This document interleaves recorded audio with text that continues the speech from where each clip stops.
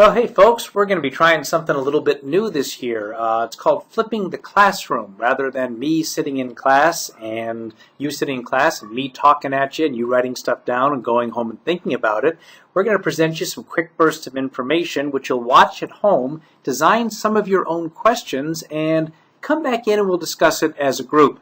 This kind of experimental one. This one is fairly quick.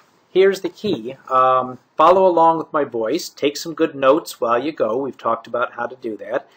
And then come into class with at least 2 questions.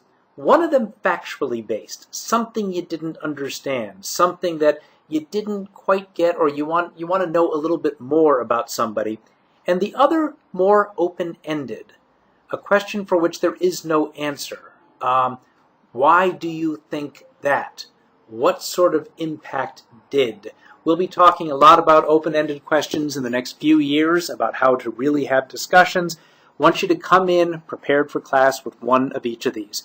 There are also times in this presentation where I'll say, stop, think about this, come up with an answer in your own head, and then listen further. So without further ado, pens, printing, and politics in the Renaissance, or as I like to call it, men's with pens.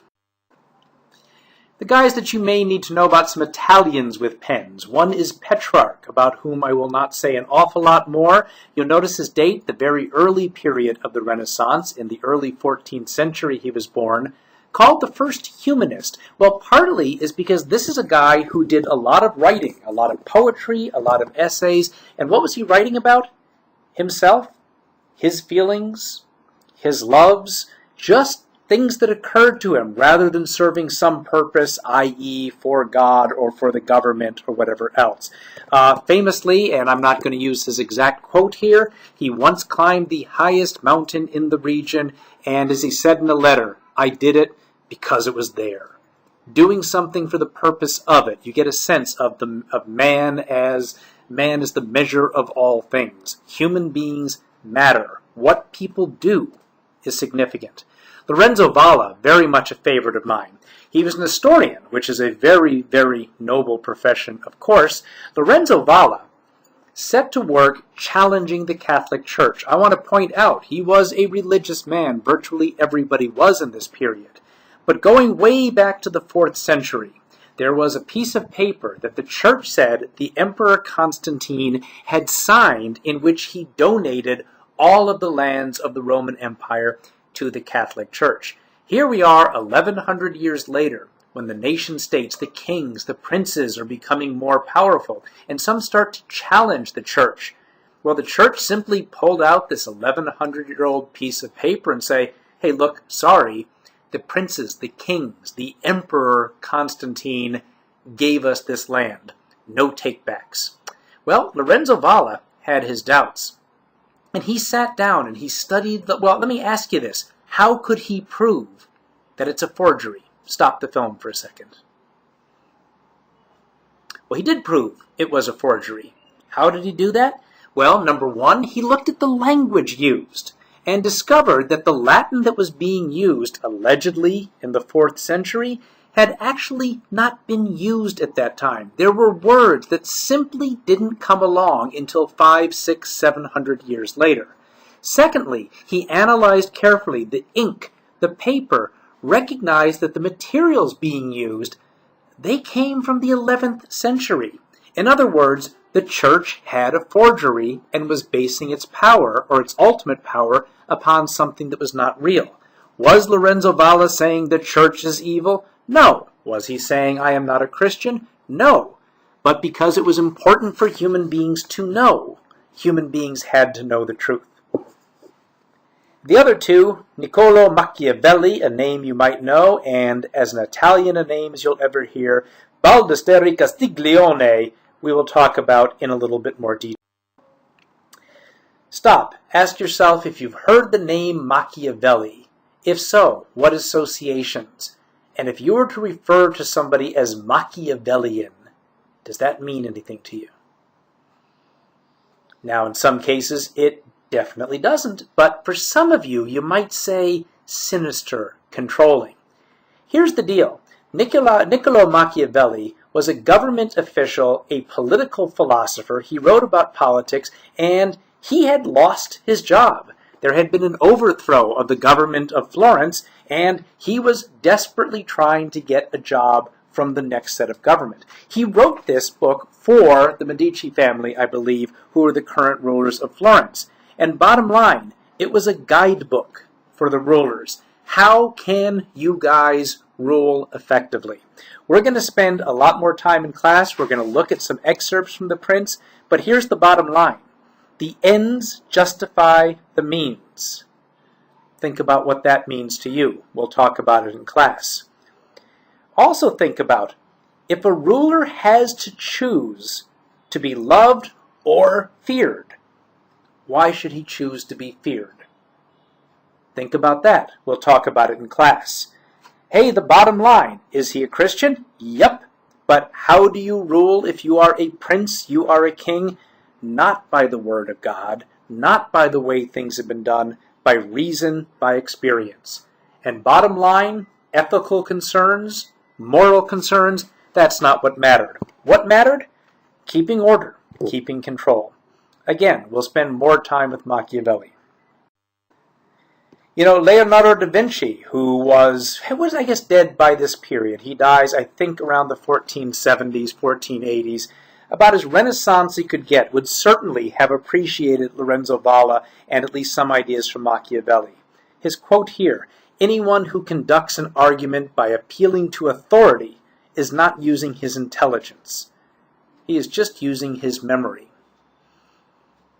Let's talk about what that means in class. Another thing to file away. If you have some ideas about how to interpret it, let's talk about it. Let's hear other people's ideas. Can you imagine a more Italian name than Baldassarre Castiglione? Let me first of all remind you, or ask you if you know the term Renaissance man. If somebody is a Renaissance man, what does that mean? What does it say about him? It sort of means somebody who can do virtually anything. A guy who is not simply a teacher, but he is strong and powerful. He is an athlete, and he is an artist, and he is a singer, and he can do all things. He is mannered, he is cultured, he can carry on conversation. He is a gentleman, or if it's a she, a lady. In other words, not limiting yourself to the one thing that you do well, but doing all things well. Well, this idea by the 1520s had certainly been around in Renaissance Italy for a while, and Baldassarre Castiglione writes the book Il Cortegiano, the Book of the Courtier. It is published translated in numerous different languages, and it becomes the guidebook throughout Europe for how a sophisticated modern man should be. It's not enough to do one thing.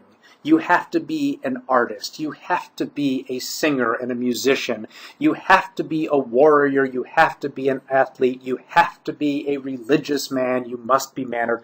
All of these types of things. And what you sort of get is a melding together, as it says that, of the idea of the powerful and brave medieval knight, but with the learned gentleman of the Renaissance. You want to talk about something that changes history. We talk about the internet has changed things. It sure has. But I want you to think for a moment how this simple invention, a printing press with movable type, that's the key. In other words, you don't replace whole words. You replace letters. You take out a small e, and you take out a small g, and you take out a small G again, and then an S, and it says eggs, rather than having to hand write the word eggs. Stop, think for a minute, make yourself a short list of the types of things that would change as it comes to Europe in 1455. The printing press, of course, allowed books to become cheaper. You've got to understand that if you had 10 books in the year 1450 in Europe, you were probably one of the richest men or women around. You would have unlimited wealth, because what did it take to get a copy of a book? You had to pay somebody to spend perhaps an entire year of his or her life, hand by hand, letter by letter, rewriting every single page. Think about your textbook, how long it would take somebody to sit down with pens, ink pens, papyrus paper, and start writing every single word of it. It would probably take somebody literally years to do it. If I'm going to do something and it takes me 3 years to do it, I'm not going to take 500 francs for it. I'm going to want a lot more than that. So books become common, ideas become common, and you know what? Let's come up with a list in class of why that might have mattered. You'll notice that it spreads. Sure, it starts here in Germany, and this is where the initial printing press came from in Gutenberg, but it spreads throughout Europe, and within about 100 years, all of Europe has access to printing presses. You might notice a little bit less so in Spain and the South. The Catholic Church was not necessarily all that happy about the printing presses, and that was a strong area for sure. Yep, just taking a look, it's nice to see the images historically. There's Gutenberg's Bible. That's probably what the printing press, that's a recreation of it, some of the illustrations. And you might ask, why is that called the Wicked Bible? Well, I don't know. Let's talk about it if you're not sure. And finally, I won't say anything more about these gentlemen, except that they were fairly significant. Their names you may know. The Canterbury Tales, an endless poem about the common people and the religious figures of England, probably the first great English novel of all time, written in poem form. Erasmus, simply the name himself, thought to be the wisest and smartest man in Europe at this point, greatly respected, just worth knowing his name. Sir Thomas More, we're going to compare and contrast him with Machiavelli in class. We'll come back to him, wrote a book called Utopia. You might think ahead of time what utopia means. You've got William Shakespeare, of course, a little bit later in this period, post-Renaissance. Notice all of these guys are from the northern parts. I think certainly all of us know the name Shakespeare, even those of us who have trouble reading him sometimes. And you might remember Cervantes, Don Quixote, the Man of La Mancha. Famous book. I finally read it a number of years ago, and despite being 500 years old, it held up pretty well. Anyway, just names to file away. We're not going to do a lot more with most of them. Right, that is in. I brought that in at less than 15 minutes.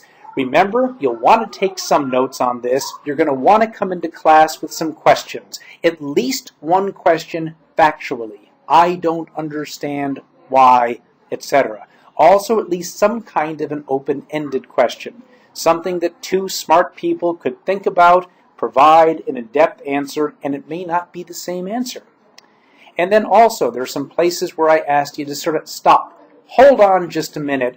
Why do you think that? And we're going to discuss some of those things in class a little bit later. Very good. Less than 15 minutes. That's really nice of me because I love to talk. Y'all have a good night, okay?